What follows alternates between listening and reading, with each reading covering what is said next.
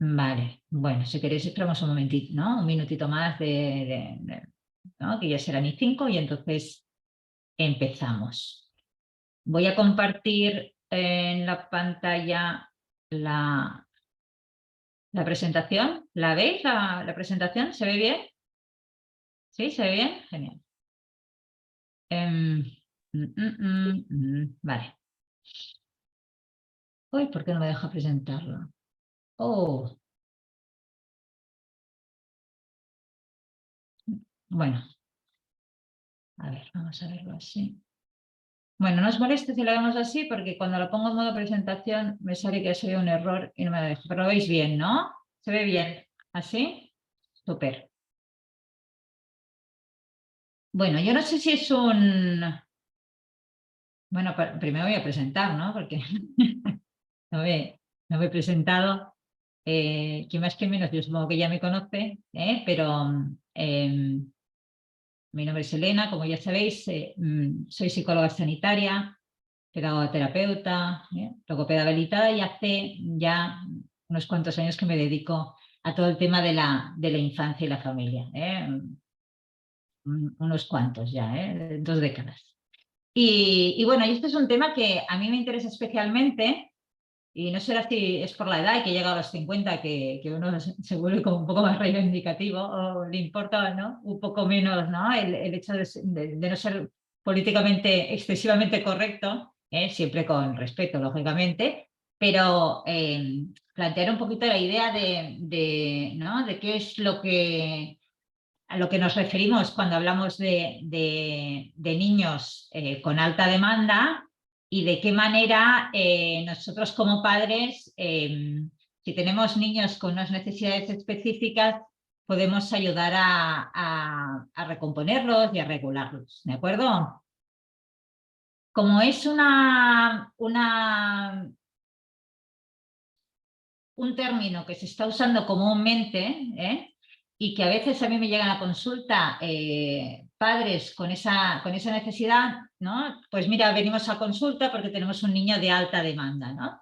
Entonces, yo no sé si vosotros alguna vez os habéis preguntado vosotras, ¿no? Porque creo que la mayoría somos mujeres. ¿Os habéis preguntado alguna vez por qué, si tenéis más de un hijo, son tan distintos, ¿no? Porque en realidad, ¿no? Provienen de la misma, ¿no? Muchas veces, ¿no? Del mismo padre. Sí, claro, si tengo 2 hijos y son de distinto padre, a lo mejor ¿no? Puedo decir, bueno, ¿no? Como son de distinto padre o tienen diferente ambiente, pues entonces podemos ver ¿no? La diferenciación, pero a veces con el mismo ambiente y con los mismos padres, al final tenemos hijos que son distintos, ¿no? A pesar de que los estamos educando de la misma manera. ¿Y a qué es debido eso? Y eso es un poquito ¿no? a lo que voy a dedicar un poco ¿no? esta charla, este webinar, y que podamos compartirlo entre todas y que os dé un poco esa explicación, ¿no? De qué se debe que ante el mismo ambiente y ante la misma educación, dos críos criados de la misma manera pueden ser tan distintos. Y también a la idea de a qué nos referimos cuando estamos hablando de niños de alta demanda, porque puede ser un niño, si yo tengo 2 hijos, un hijo, ¿no? Que tenga, ¿no? Sus necesidades vitales como que consideremos que las tienen súper cubiertas y en cambio tenemos otro que a pesar de que lo educamos de la misma manera y ¿no? Da la sensación de que tiene unas necesidades muy distintas, ¿no? Y a partir de esa idea es cuando el doctor Sears, que es ¿no? el que nombró a una tipología de niños como niños de alta demanda, pues llegó a esa conclusión, ¿no? Y a partir de ahí después voy a llegar yo a otra, ¿no? Y vamos a empezarle a dar un poquito, ¿no? Una orientación distinta. Bueno, aquí tenéis mi presentación, que no tiene más importancia. Este señor que tenéis ahí a mano derecha es el doctor Sears, y es la primera persona que acuñó el término de alta demanda, ¿de acuerdo? Entonces, el doctor Sears tiene 4 hijos. Los 3 primeros fueron bebés relativamente fáciles.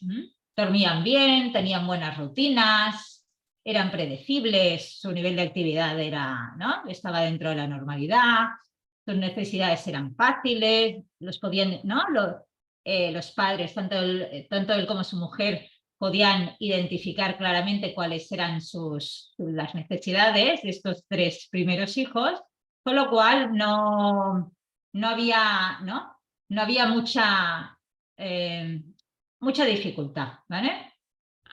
De hecho, y eso a mí también me pasó, ¿eh? O sea, comenzó a pensar el doctor Seuss, que es pediatra, que a lo mejor los padres no estaban educando también a los hijos como él, porque consideraba que esto de ser padre era relativamente fácil, ¿no?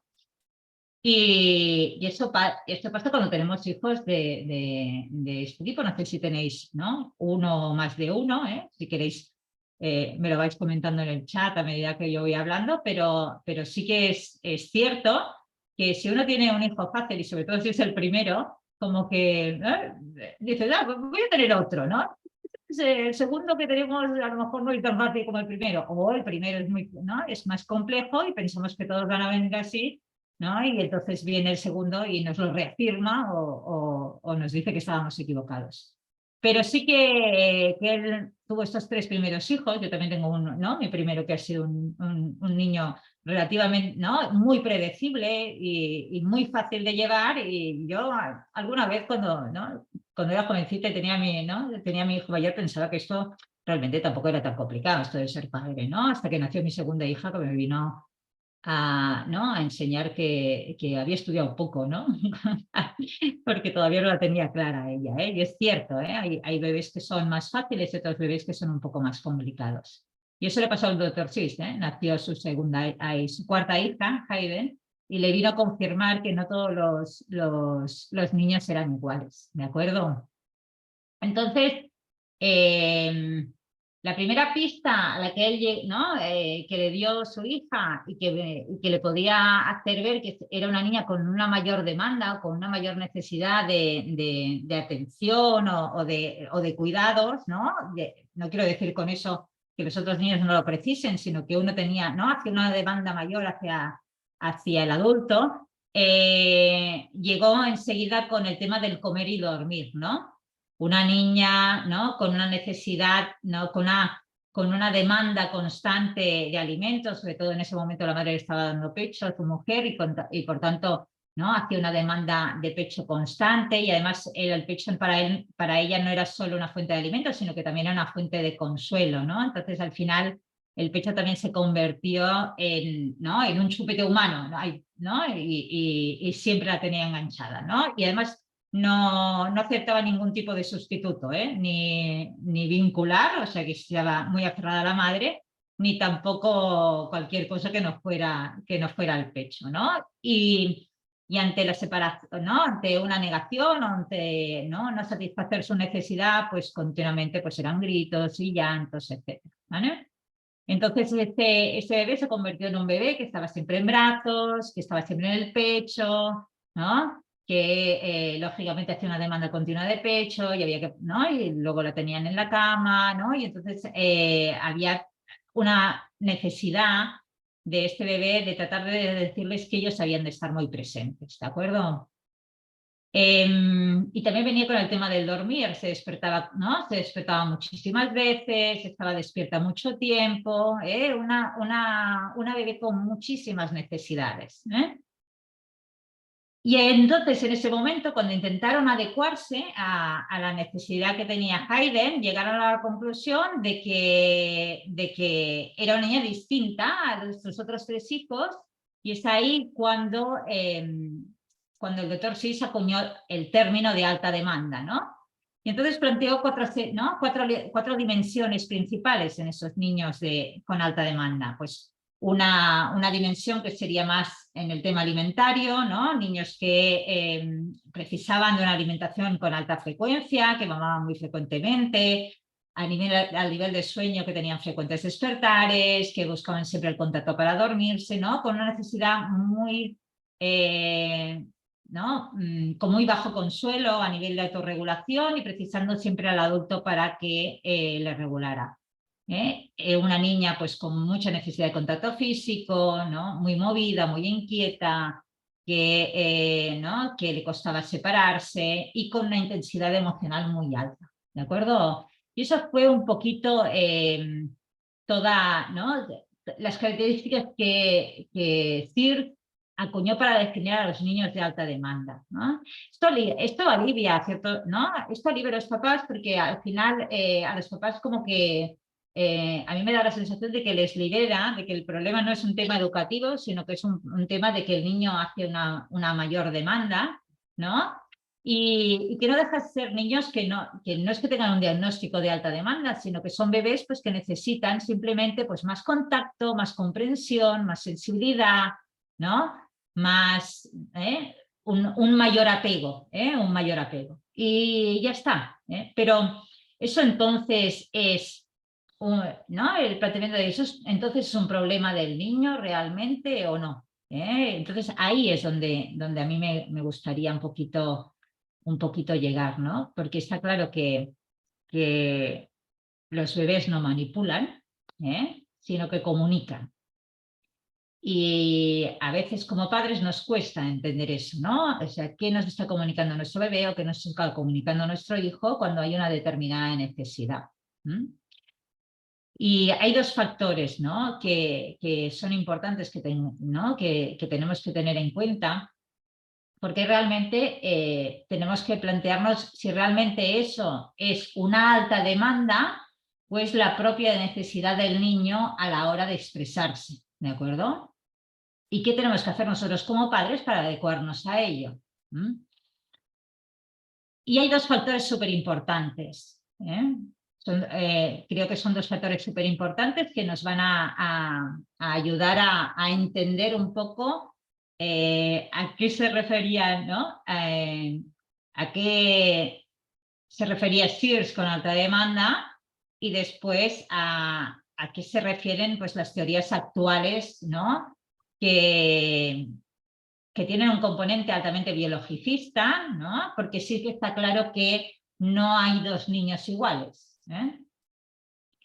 Y justamente ¿por qué? Porque cada niño tiene su propio carácter. Y el carácter viene definido por una parte por la genética y otra parte por el ambiente.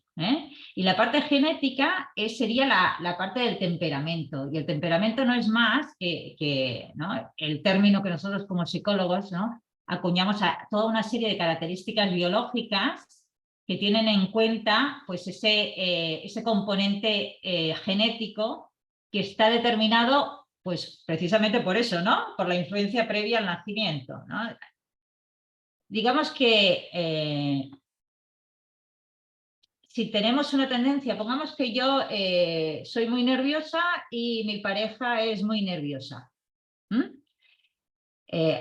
A mí me han llegado a consulta padres preguntando, siendo ellos nerviosos y su hijo, ¿no? y su mujer muy nerviosa, el padre, por ejemplo, preguntarme qué le pasa a su niño que es muy inquieto y muy nervioso, ¿no? Entonces, a veces parece que esa parte genética, pues, ¿no? la olvidamos, Y sí que es cierto que ese componente genético, ese temperamento es esencial y que el ambiente también va a determinar muchísimas cosas. Va a determinar primero el tema de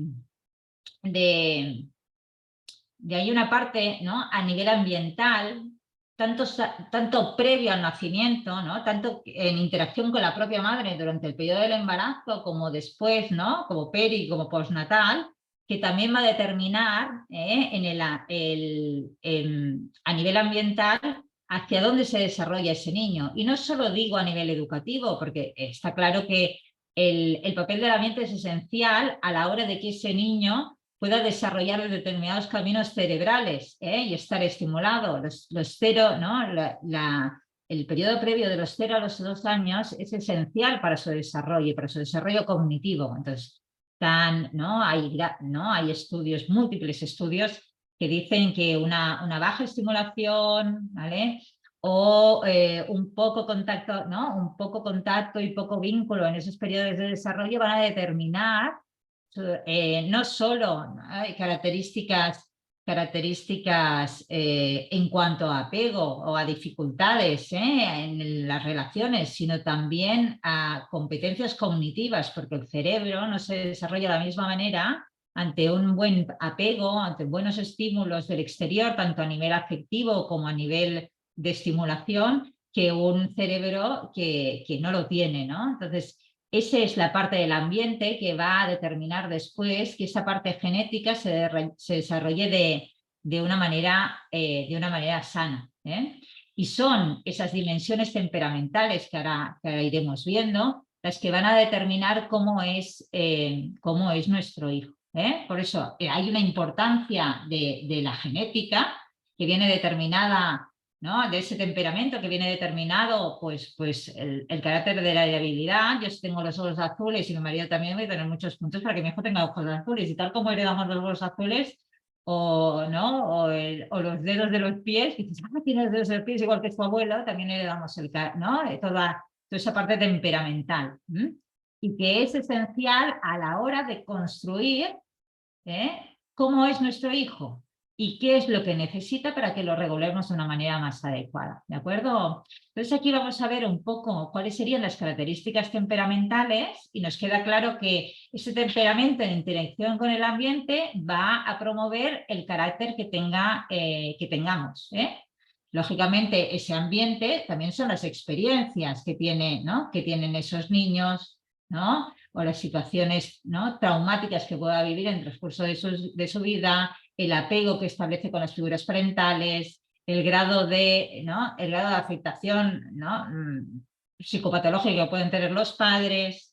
Todo esto va a interferir en cómo yo veo el mundo, cómo me relaciono con el mundo y qué capacidades tengo yo justamente para relacionarme. Entonces, los estudios actuales, que son, ¿no?, los que desarrollan toda una serie bueno, desde la medicina, y fueron Alexandre Thomas y la doctora Chis, determinaron toda una serie de características temperamentales que van a determinar cómo son los niños. Y cómo a través del ambiente y cómo esas dimensiones temperamentales va a ser el adulto el que le va a ayudar a manejarlas de la mejor manera posible, y va a ser un predictor de una reducción del estrés lo máximo posible, y que precisamente eso es un protector de la psicopatología en la etapa adulta. Es decir, cómo funciona el adulto en relación a las dimensiones temperamentales de esos niños, eso va a producir que esa persona se pueda desarrollar con mejores garantías psíquicas que no, ¿de acuerdo? Y eso es una parte en la cual nosotros como padres tenemos esa responsabilidad. Pero si yo tengo pero esas dimensiones temperamentales son las que me van a determinar cómo es mi hijo. Y a partir de ahí, cómo tengo yo que ayudarle para regularse de la manera más adecuada. Y sí que es verdad que a veces, ¿no? Y más las teorías actuales, ¿no?, que van hacia la idea de que el niño se tiene que desarrollar con total libertad y que hay que permitirle, ¿no?, que todas esas características temperamentales se desarrollen en su máxima potencia, no van a permitir muchas veces que justamente ese adulto pueda regularlo de la forma más adecuada, ¿no?, y que le permita adaptarse al ambiente de la manera más sana, ¿no? Entonces, yo os voy a decir, ¿no?, para que podáis construir, ¿no?, esos niños vuestros que tenéis, ¿vale? El primer indicador, la primera dimensión temperamental es la actividad, ¿de acuerdo? Y yo puedo tener en esa dimensión, pasa desde la alta actividad, una sobreactividad, a una hipoactividad. Y es esa capacidad que un niño necesita, o sea, esa posibilidad de que el niño necesite moverse, a niños que prefieren una vida absolutamente sedentaria. Esa es la diferencia, ¿de acuerdo? Porque hay niños que los pones en la maquita y se quedan quietos horas. No, si yo lo pongo aquí, se queda relajadito mirando el techo, ¿vale? Y hay otros niños que los vas a poner en la maquita y parece, ¿no?, que se te revuelven y que no pueden estar quietos muchísimo rato. Eso es una característica de temperamento. el nivel de actividad que yo tengo. Y como adulto, yo no puedo pretender que un niño que tenga un nivel muy alto de actividad se me quede una hora en una maquita sentado. Pues a veces sí que, ¿no?, tenemos la intención, ¿no?, de que vamos al pediatra y el pediatra lleva 2 horas de retraso y yo pretendo que mi hijo, que es muy activo, se quede 2 horas sentadito mientras, ¿no? Entonces yo me enfado, ¿vale? Es un poco lo que vamos a ir viendo durante esta charla. Si queréis interrumpirme, comentarme algo, ponéis el audio, me lo comentáis, y si no, me vais diciendo por el chat y yo os voy aclarando. Si digo algo que no, o que no estoy de acuerdo, que no lo aclaro bien, me lo comentáis. Aparte de este nivel de actividad, que ya podéis ir anotando entre 1 y 10, y si uno es, ¿no?, una hipoactividad y en 10 sería una sobreactividad, ya podéis ir poniéndole nota a vuestros hijos en cuanto a temperamento. La segunda serían los ritmos biológicos. Esos patrones predecibles o impredecibles de sueño, de alimentación, de control de esfínteres. Hay niños que son muy regulares en cuanto a alimentación o muy regulares en cuanto al sueño. Yo he oído de todo, ¿no? En ese de, ¿no?, al mes y medio dormía 7 horas seguidas. Y tú dices, wow, ¿no? Entonces esto le animo a que tenga otro hijo, ¿no? Porque los hay que no duermen durante 4 años, y cuando el entorno dice que tenga otro hijo, ¿no?, les tira una mirada asesina, ¿no? Porque el ritmo biológico va a marcar también la interacción, muchas veces la interacción del adulto con ese niño. Si yo no aprendo, yo no sé regularlo adecuadamente, puede crear, ¿no?, diferentes situaciones en las cuales también se desregule el adulto, ¿no? Entonces, eso también afecta al apego y al vínculo, en el sentido de que esto es, ¿no?, es un engranaje que uno se asocia al otro. Lógicamente, cuanto más, ¿no? Por eso después se acuñaron la idea de eso de los niños fáciles y los niños difíciles. No porque un niño difícil sea un niño que sea menos valorado que un niño fácil, sino porque tiene diferentes características temperamentales. Ahora lo veremos.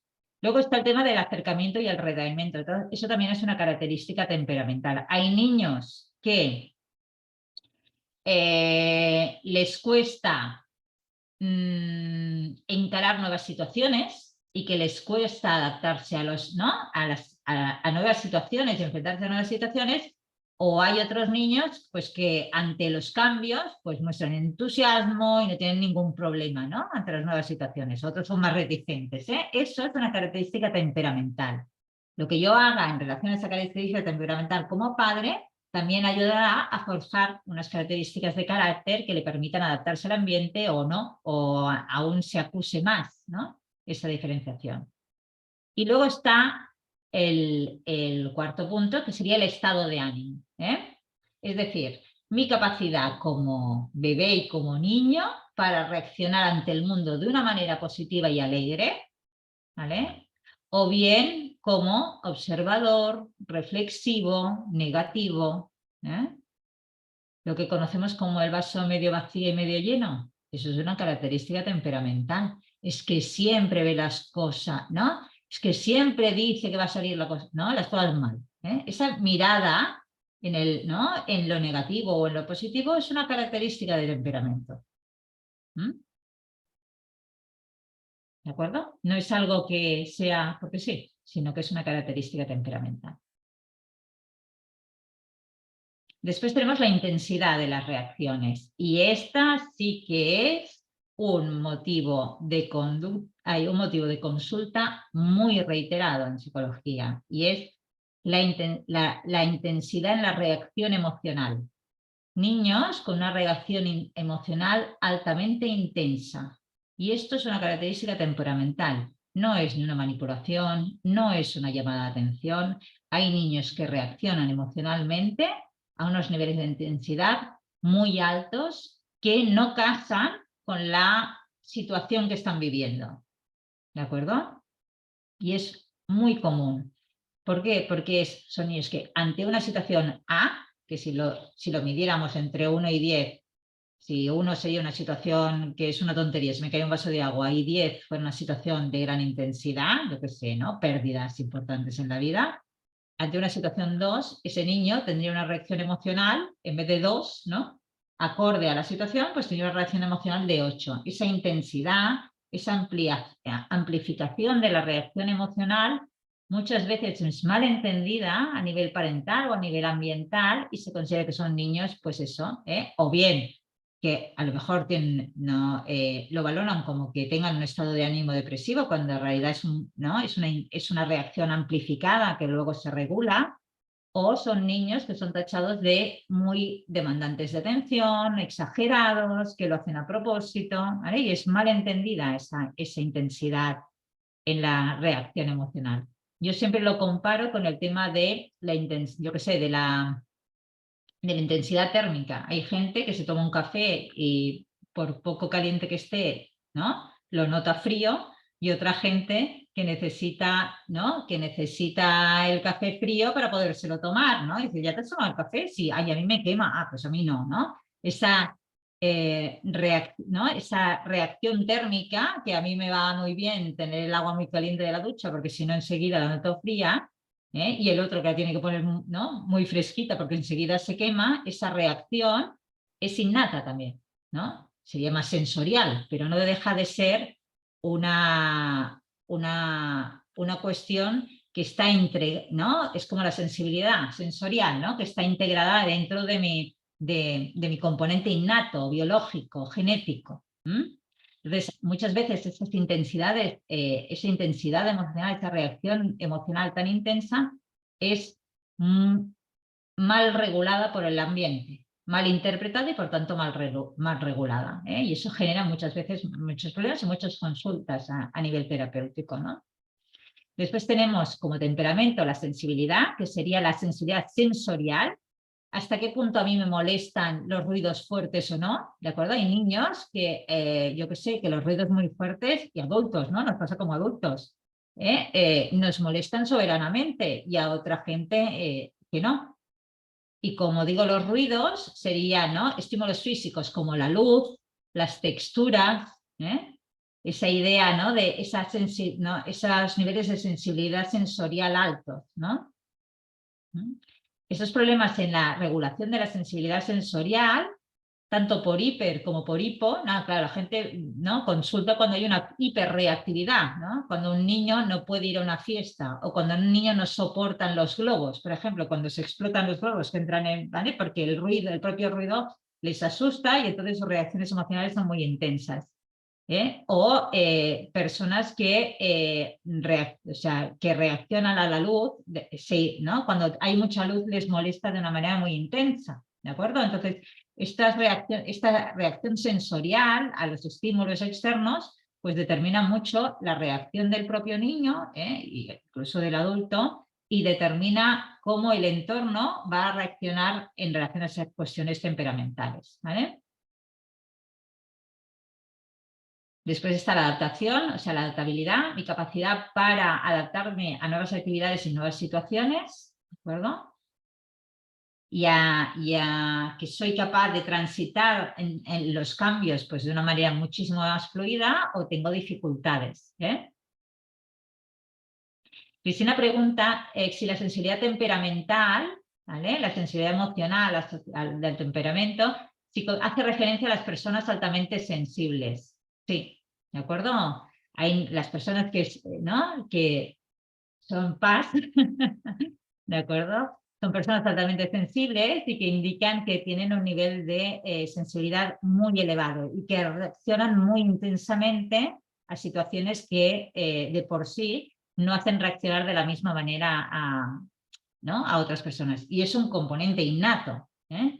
El tema es que cuando confluyen muchas de estas características, al final dices, bueno, pues si tienes un nivel de actividad alto, una dificultad para tal, esto no es un niño con TDAH, esto no es un niño con... ¿De acuerdo? Entonces, todas estas cuestiones temperamentales descritas ¿no?, en dimensiones me van a hacer ¿no?, tener unas características determinadas, y al final el nombrar aquello ¿no?, con un diagnóstico determinado o no en relación a características temperamentales y viene a ser la idea de que al final todo es una categorización humana, ¿no? Y que al final todos vamos categorizando las cosas para poder, ¿no? Para poder entendernos de una manera más fácil y que nuestro discurso sea más fluido, pero en realidad yo puedo estar desde una hipoactividad a una sobreactividad. Lo que pasa es que esa sobreactividad mal regulada por el entorno me dificulta la adaptación y eso,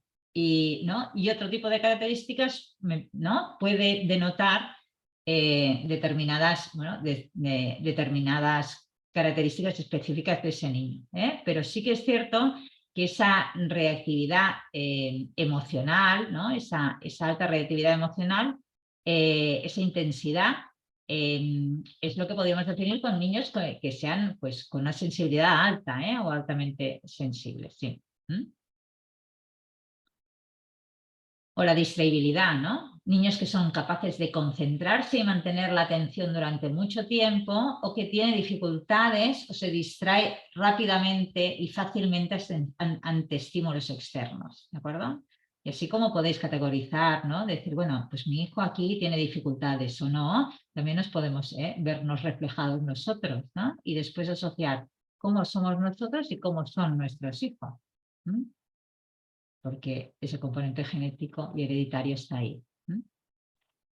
Y por último, la persistencia, que son aquellos niños que son capaces de mantenerse en una actividad a pesar de que encuentren obstáculos para resolverla. Ahora os pondré un vídeo de 2 minutos que lo he subtitulado porque está en inglés y lo he subtitulado para que lo podáis seguir bien si no domináis el inglés. Y que precisamente es muy gracioso, pero es que sí que es cierto que, por ejemplo, los niños, hasta los bebés pequeñitos, hay bebés que cuando le pones esas casitas que te pone el cuadradito, el triangulito y no sé qué, ¿vale? Pues hay bebés que tú lo pones delante de eso, ¿no? Con 10 meses y empiezan a intentar insertar el cuadradito ¿no? O de un añito en el sitio que toca o que no toca, ¿no? Y si toca, perfecto, pero si no toca, son persistentes y van probando alternativas y son constantes hasta que consiguen el éxito. Y otros que si a la primera no aciertan, tiran la fichita para otro lado y se van para otra cosa, ¿no? Y eso parte de una cuestión temperamental. Ahora yo como adulto puedo ayudarle a que esa baja persistencia cada vez, ¿no? Puedo ayudarle a que cada vez la regule de mejor manera y pueda conseguir que no le genere un problema adaptativo. Y es básicamente eso. Entonces, todas estas características de temperamento, ¿no? Lo que hicieron Thomas y Chirch es establecer tipos de temperamento, ¿vale? Y establecieron estos 3 tipos, ¿no? Niños fáciles y flexibles, con unas características determinadas a nivel temperamental, niños activos y enérgicos o niños lentos y cautelosos, ¿de acuerdo? Entonces, esto venía a ser los tipos de temperamento que que se plantearon a la hora de definir niños que tienen unos niveles de regulación innatos muchísimo más elevados que otros que precisan la regulación del entorno pues por sus características, ¿no? Entonces definiríamos niños fáciles y flexibles, niños con fácil trato, alegres, tranquilos, adaptables y con buenos hábitos de alimentación y sueño, ¿no?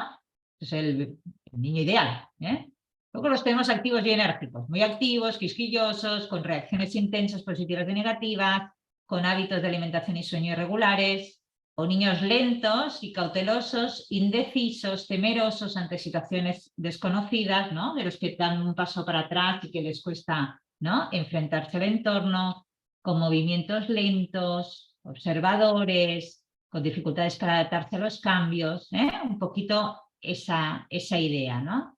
Entonces, ahí es cuando yo me empiezo a plantear como psicóloga si realmente hay niños de alta demanda o niños con unas características temperamentales determinadas y dificultades para regularse ¿no? a nivel ambiental y que por tanto, tienen más posibilidades de tener dificultades precisamente en eso, en la adaptación. Y cómo es el adulto el que va a determinar que esas características puedan ser manejables o no dentro de un orden. Es decir, si yo tengo un niño muy cauteloso y muy inhibido y con dificultades, ¿no? Y lento y con dificultades para enfrentarse a las situaciones, yo no lo voy a convertir como padre en el líder de, ¿sabes?, de la manada, porque, porque tiene unas características temperamentais determinadas y el ambiente, mi finalidad es que el ambiente, o sea, yo a nivel educativo, ¿no?, y estableciendo buenos vínculos de apego, lo que voy a conseguir es ayudar a regular y que eso no le repercute y no le determine ningún problema adaptativo. Pero los niños que son muy activos no pueden ser niños zen, ¿no? Por mucho que vayan al psicólogo, ¿no?, a hacer sesiones de psicoterapia, ¿de acuerdo? Pero lo que a mí me interesará es que ese niño que es muy activo, ese nivel de actividad sea algo positivo y que a él le permita, ¿no?, o sea, no le permita desregularse y que él le permita, pues eso, ¿no?, que eso para él sea positivo y quizás pueda conseguir más cosas ¿no?, que conseguiría otro niño con otras características. O el que es más lento y más pausado, pues yo lo voy a tener que empujar para que enfrente, porque de manera innata él va a tener tendencia a tirar un paso para atrás, ¿de acuerdo? Entonces, ese es el trabajo que tenemos que hacer como padres, que en la finalidad, ¿no?, la idea de que en la relación entre un adulto y un bebé o un niño pequeño es responsabilidad nuestra que nos ajustemos a sus necesidades y a su temperamento, ¿de acuerdo? Por eso hasta qué punto el problema... A mí me da la sensación muchas veces que este concepto de alta demanda libera a los padres de que la responsabilidad no es suya a nivel educativo, pero que le confiere el problema al niño. Y para nada es así. El niño tiene unas necesidades mayores quizás de regulación que otro niño con otras características temperamentales, pero al fin y al cabo, ¿no? No dejan de ser características de temperamento, que en eso sí que nosotros somos responsables porque han heredado, ¿no?, han heredado eso, ¿no?, de nuestra combinación propia y de nuestros ancestros, y que lógicamente nosotros como adultos somos los que tenemos que enseñar a esa regulación, ¿de acuerdo? Entonces, esa es un poco la idea, que el tema de la alta demanda no dependa, o sea, no sea un indicador de que es el niño el que tiene un problema, sino que tiene unas características de temperamento y para forjar su carácter nosotros tenemos que ayudar a adaptarlo, ¿de acuerdo? Que al final es eso, ¿no? El carácter, la suma del temperamento y el ambiente y cómo responde el ambiente a esas características temperamentales. No solo como padres, porque también hay toda una serie de experiencias y de vivencias que también van a determinar cómo ese niño, ¿no?, cómo ese niño también forje ese carácter. ¿Sí? ¿Se entiende? Vale. Voy a poner en 2 minutitos este vídeo porque es muy cortito, pero creo que es muy, muy revelador. Al menos a mí me encanta y creo que puede ayudar a entender un poco ese concepto. A ver si así se me... Sí, ¿vale?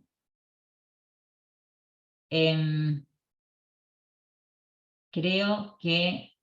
A ver, no lo voy a compartir durante un segundo porque me quiero asegurar que tengo el audio puesto del ordenador y así lo iréis desde el ordenador, ¿eh? A ver.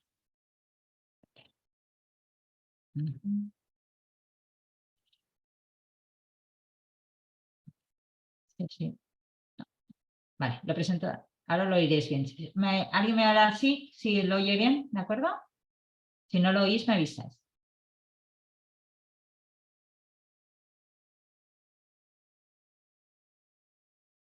Did you ever wonder how two kids with the same parents can be so different? How about why some children are so easygoing and others, well, are simply more challenging? One major factor is temperament.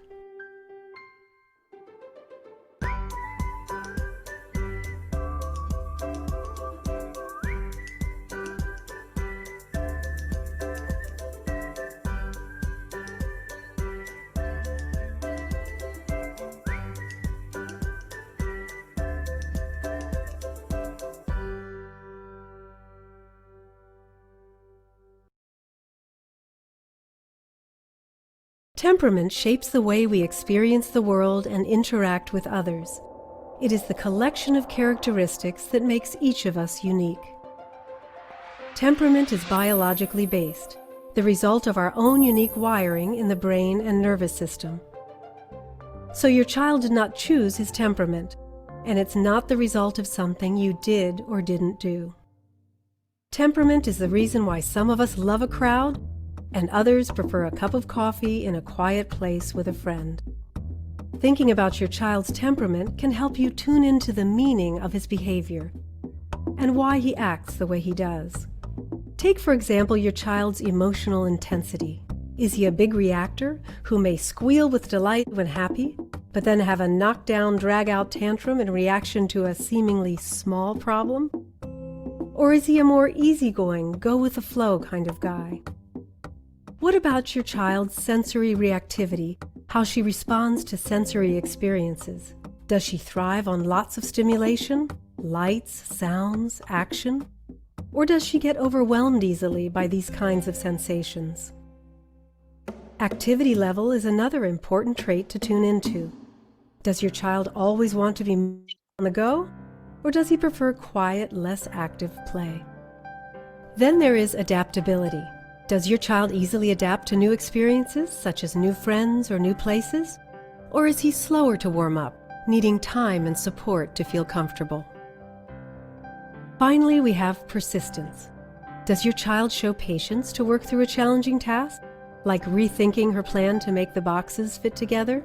Or is he more likely to get frustrated and give up easily? Temperament may explain why two children can react quite differently even in the same situation. They feel and experience things differently due to their temperaments. What is important to remember is that every child is doing his or her best. They aren't trying to be challenging. Children who are easily overwhelmed by the world really do feel overwhelmed. And when they feel overwhelmed inside, they act overwhelmed on the outside. During these times, your child needs you more than ever. So why is tuning into your child's temperament so important? Because understanding the meaning of your child's behavior helps you respond in ways that are sensitive and that foster her healthy development. So being flexible is important. This means that you keep your child's temperament in mind when you make parenting decisions. For example, if your child is very active, you might take her outside to run around before having to go to the doctor's office where she will have to wait. Last but not least, remember, the goal is not to change your child, but to help her adapt and help her thrive. Letting your child know that you accept him for who he is helps him develop good self-esteem. How you parent really matters.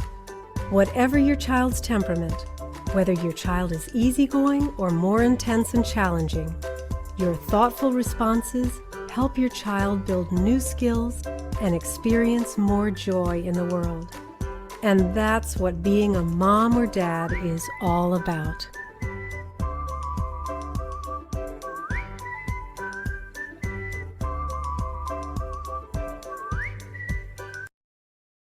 ¿Sí? ¿Se entiende un poco la idea? Que no es tanto el concepto, a veces como psicóloga, muchas veces vienen buscando los papás el porqué de determinados comportamientos, ¿no? La causalidad, como si las características de sus hijos fueran algo que tiene que estar justificado por situaciones, cuando en realidad muchas veces está justificado precisamente por su temperamento, ¿no? Y cómo es el adulto en el que, adaptándonos a las necesidades que tienen nuestros hijos, pues que vamos a conseguir pues precisamente eso, ¿no? De que ellos funcionen muchísimo mejor o estén mejor adaptados, ¿de acuerdo? Entonces,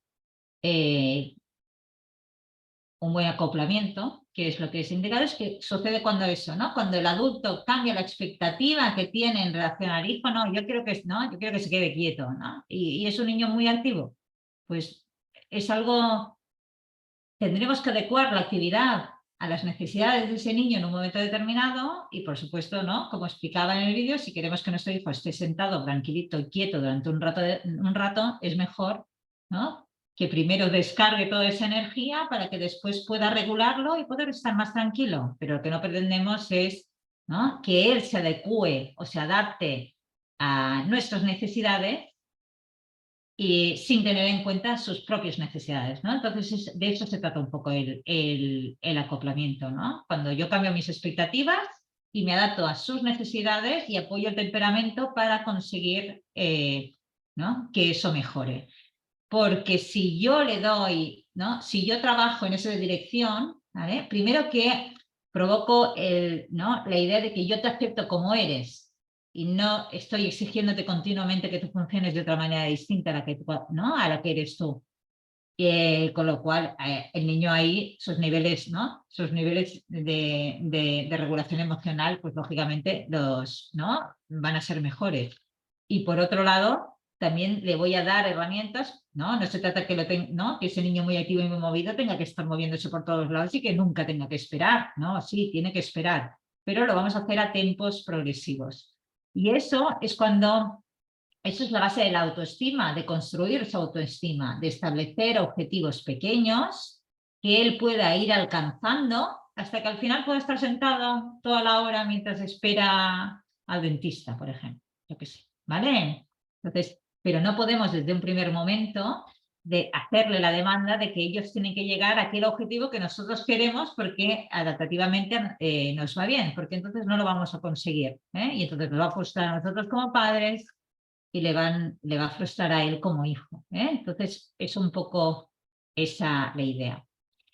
Y yo os voy a dar 6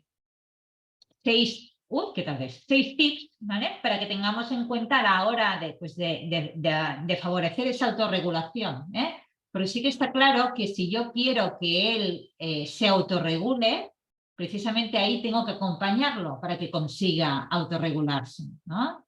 Entonces, os voy a dar 6 ideas, a ver si os sirven, ¿no? La primera es salir de la ecuación.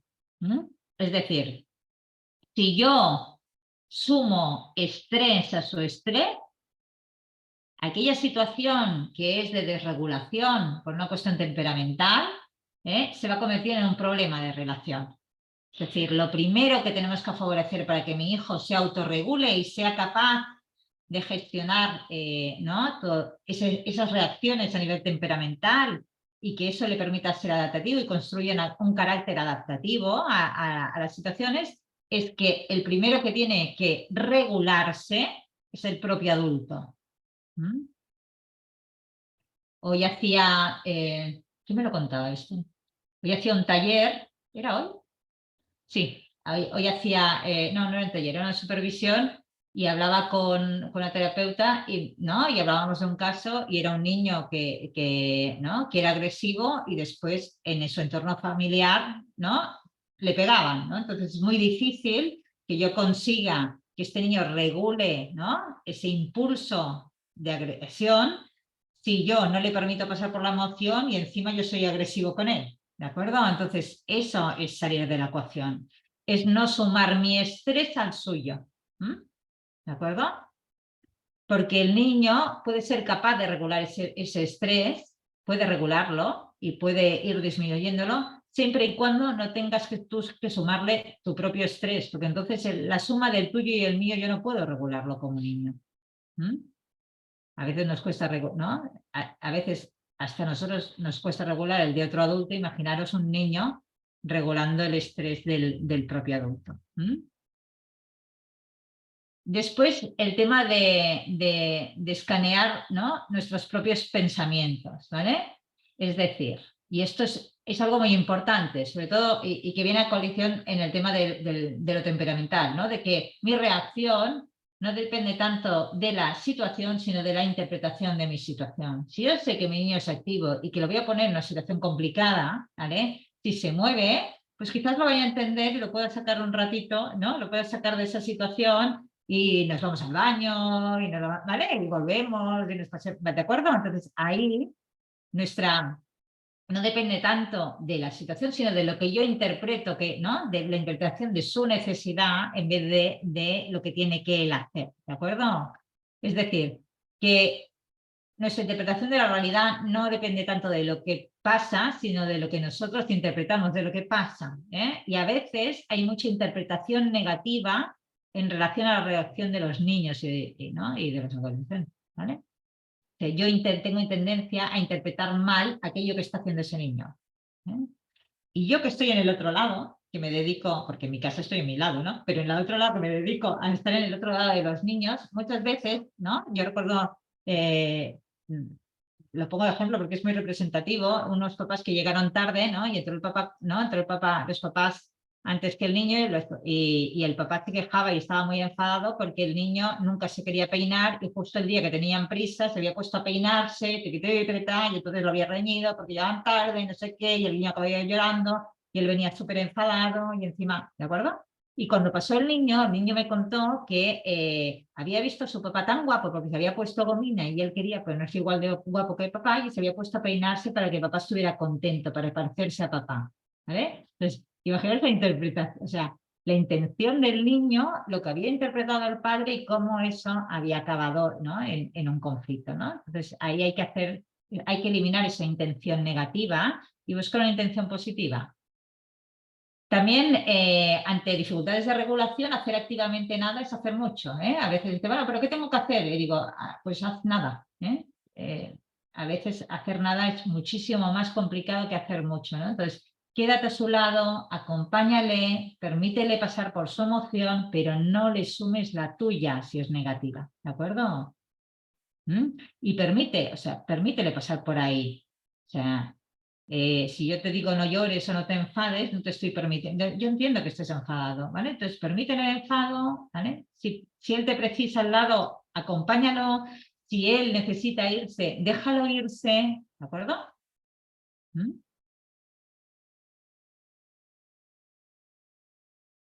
El intentar distraernos también de actividades que nos aporten bienestar, o sea, ¿no? Si hacer como si estuviera tranquilo también nos va a ayudar a estar más tranquilo, ¿de acuerdo? A regularnos también nosotros, ¿eh?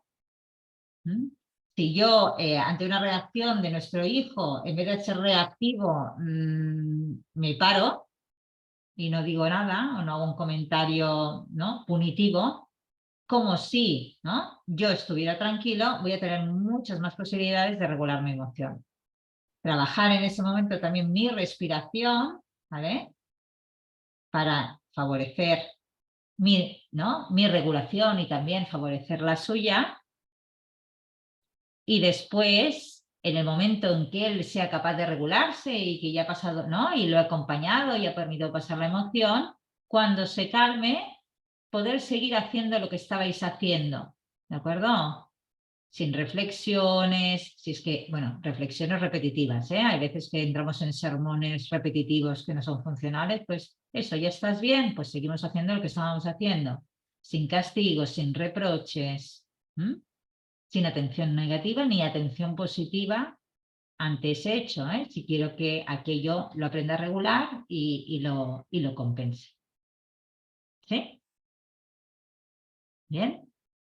Pues lo importante es eso, ¿eh? Hacer activamente nada, salir de la ecuación, respirar, mantenernos tranquilos, permitirle la emoción, no sumarle la nuestra. Y eso va a permitir que ellos aprendan a regular, sobre todo la parte emocional y comportamental, que es la que a veces genera distorsiones en los hogares, ¿no? Y bueno, y un poquito ya y finalizando, pues eso, ¿no? Definiros lo que es el acoplamiento sano, que es establecer una relación respetuosa y receptiva, anticiparnos, ¿vale?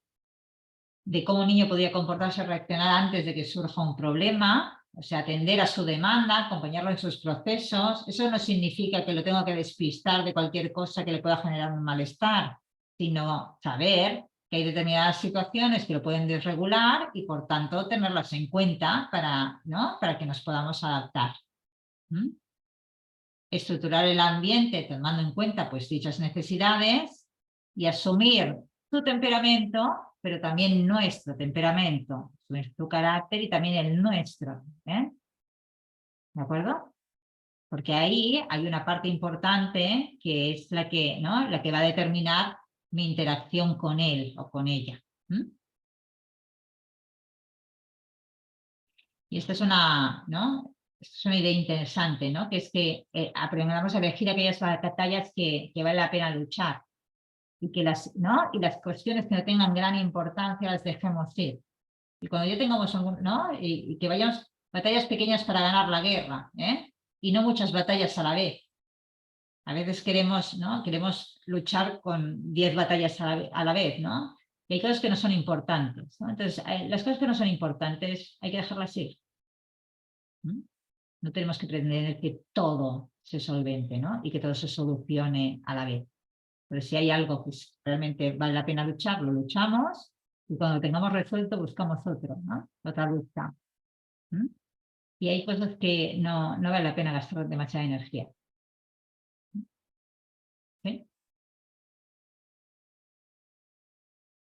Y entonces, ¿no? Yo volvería a hacer la pregunta del principio, ¿no? De que nos planteemos si realmente hay niños de alta demanda. O si son niños con un temperamento determinado, que en función del ambiente y de sus experiencias, lógicamente, y de su pensamiento interno, etcétera, acaban adaptándose o acaban teniendo problemas adaptativos. Hay temperamentos que son, ¿no? Que son más complejos y que van a repercutir en cómo yo perciba, ¿no? Perciba el universo, ¿no? Y eso va a hacer, ¿no? Que interprete la realidad de una manera determinada. ¿No? Tanto mi propio pensamiento como mis experiencias, mi lenguaje interno, todo esto determina cómo yo interactúo con el ambiente, ¿no? Y que hay cuestiones temperamentales que son muy facilitadoras, que permiten una capacidad de adaptación muchísimo más elevada, pero hay otros que no, ¿no? Y los niños que son, ¿no? Referidos como niños de alta demanda, son niños que tienen dificultades ¿no? Para autorregularse, ¿no? Entonces ahí, ¿hasta qué punto entonces mi pregunta es si realmente existen los niños de alta demanda o no dejan de ser niños, ¿no? Normales, ¿no? Pero que tienen unas características dimensionales un poco mayores que otras. Un poco esa es ¿no? La idea de esta cuestión, ¿no? Es decir, no son niños que tengan problemáticas específicas, sino que simplemente necesitan, ¿no? Una mayor regulación por parte del adulto y un mayor esfuerzo nuestro para que ¿no? Los podamos ayudar a mejorar y adaptarse ¿no? A este mundo complejo que les ha tocado vivir, ¿no? Yo siempre digo que el mundo de ahora es mucho más complicado que el de antes y tenemos niños con menos competencias, ¿no? Entonces, y es así. Y creo que como padres tenemos que ayudarles precisamente a eso, ¿no? A que se adapten. Y ruegos y preguntas, que yo oigo las campanas de la iglesia de mi pueblo, que aceptaban, y ya son las 9. Contarme si tenéis alguna duda, alguna necesidad, si queréis comentar algo sobre vuestros hijos, el hijo del vecino, el de un amigo, o algo que compartir. ¿Tenéis alguna idea que queráis compartir? ¿Ninguna? ¿No? O por el chat, si tenéis alguna duda. Hola, Elena. Bueno, Hola, yo Silvia. lo que quería comentar es que, bueno, yo tenía, digamos, una idea mal concebida de lo que era la alta demanda y, bueno, me voy decantando, digamos, como muy claramente hacia dónde está situado uno de mis hijos y al final, digamos, mi conclusión con respecto a todo lo que acabas de decir es que simplemente tiene unas necesidades determinadas, que soy yo la que tengo que cambiar y precisamente prestarle más atención de la que le estoy dando, porque o el trabajo o el día a día o mi situación personal hace que el niño no tenga todo lo que él necesita y al final pues bueno, nos pasa lo que nos pasa y tengo clarísimo que soy yo la que tiene que que poner cartas en el asunto. El niño no es más que un niño y hace un poco lo que quiere para tener a su madre y a sus familiares más queridos cerca y contentos y a gusto. O sea que muchas gracias De nada. por la explicación, que me ha servido mucho. Gracias. La idea es un poco, y es verdad, que hay niños, o sea, no todo es, ¿no? No todo es una cuestión, ¿no? De ambiental, porque la parte temperamental tiene un 75% del peso y el ambiente tiene el 25%, ¿eh? Yo estoy convencida de eso, ¿eh? No es un 50-50, ¿eh? No es un 50-50. Pues hay unas características temperamentales.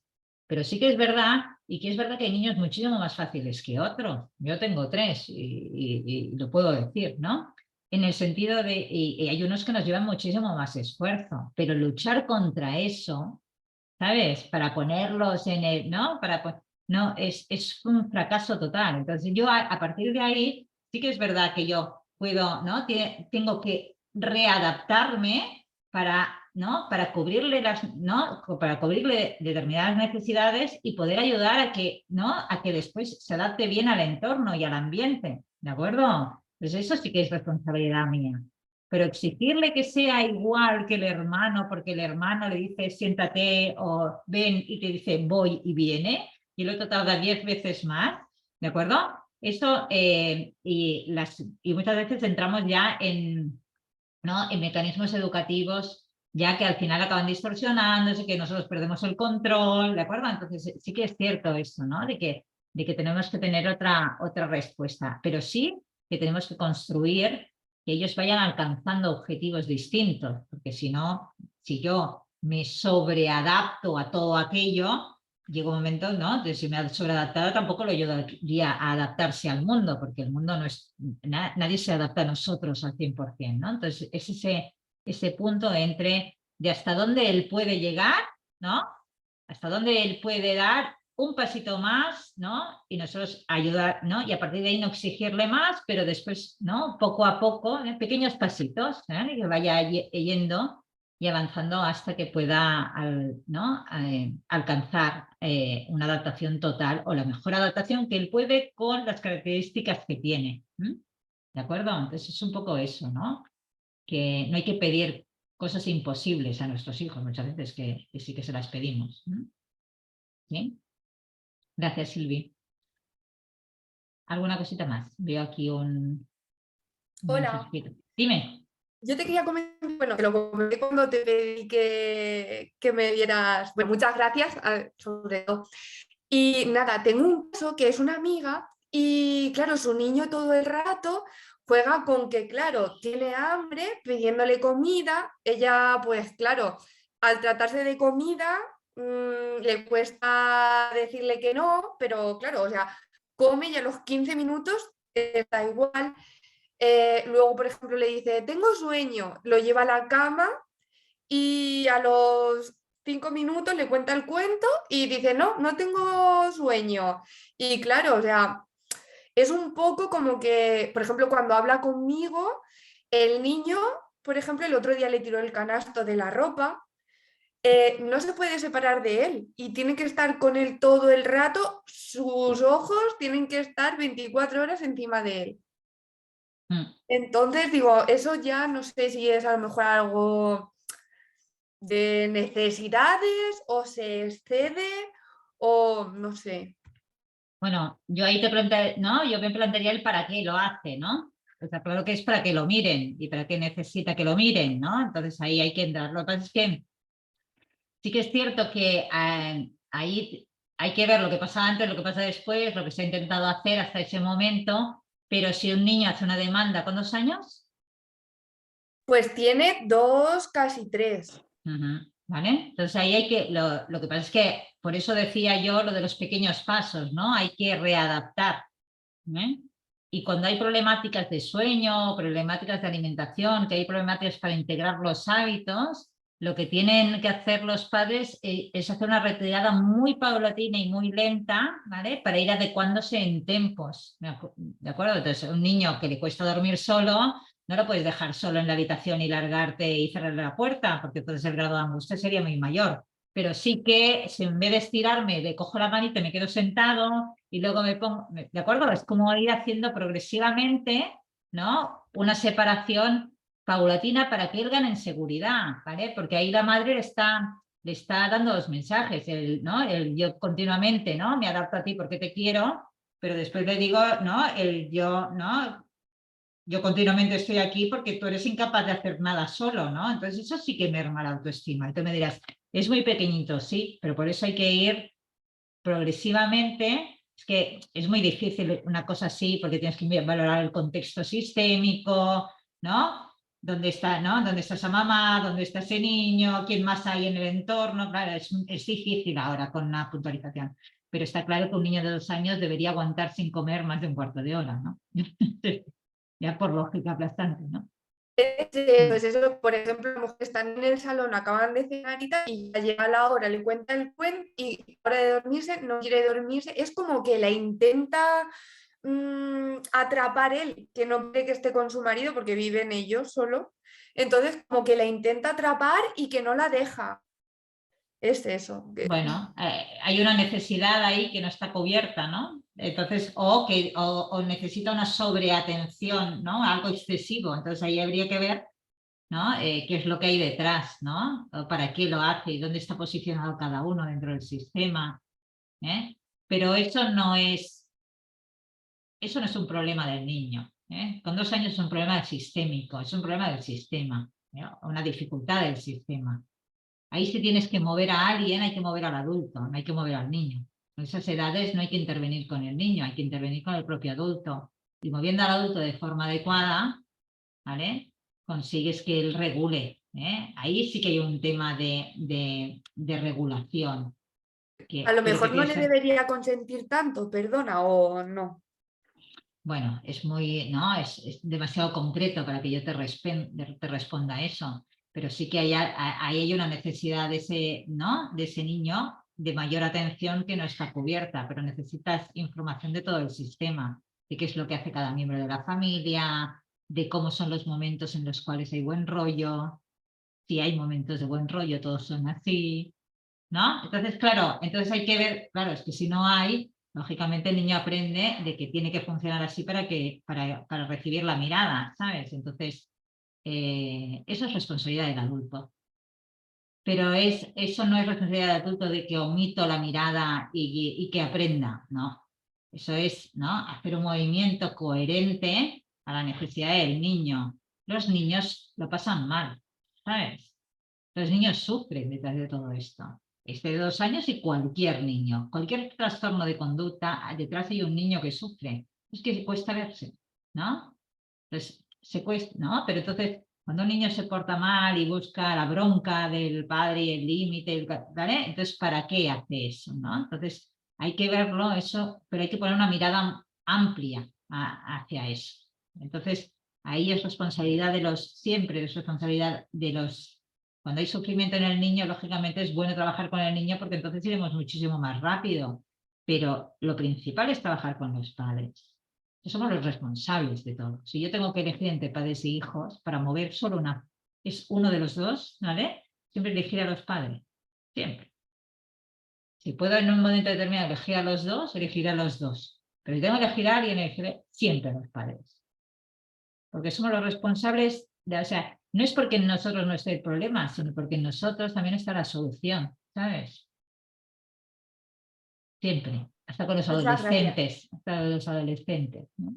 De nada. Una cosita más.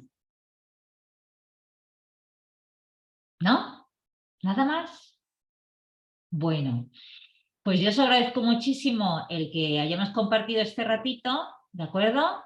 Si tenéis interés en tener la grabación, pues me vais a ayudar. Os pido ayuda un poquito, pues me enviáis un mail y decís, lee la grabación y así os la envío directamente, si no tendré que ir buscando mail por mail hasta encontrarlo. Y bueno, y nada más, yo espero que, ¿no? que seamos capaces de poner esa mirada, de poner otra mirada, ¿no? De mirar a nuestros, ¿no? A nuestros hijos de una manera distinta y escuchar un poco más allá, ¿no? Y saber qué necesitan, ¿eh?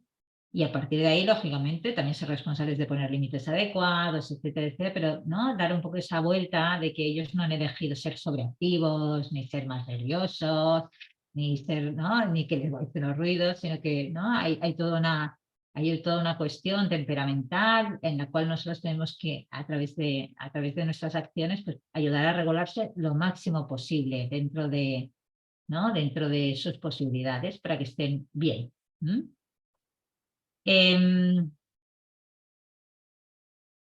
Bueno, Sara, gracias, Xavi, gracias. Yo os recuerdo, si me pedís la grabación os la envío y bueno, y espero que os haya servido un poquito, al menos para reflexionar. Os enviaré, ahora no sé si lo tengo por aquí. Hay no, por aquí no lo tengo, pero si os envío hay un libro interesante, quizás si os interesa, sobre el temperamento y sobre la regulación, ¿no? Y qué podemos hacer los padres en la regulación del temperamento de nuestros hijos, que os lo pondré, por ejemplo, os lo pondré por Instagram, ¿de acuerdo? Pues, como libro recomendado, y así si me buscáis o me lo pedís por el mail, también os lo hago llegar. Y nada, y que descanséis. Espero que os hagan la cena. Y si no, hacérnoslas nosotras y ya está. Gracias. Pues Hasta gracias, prontito. Elena. Cuidaros. Gracias por Gracias, hasta estar. luego. Chao, chao.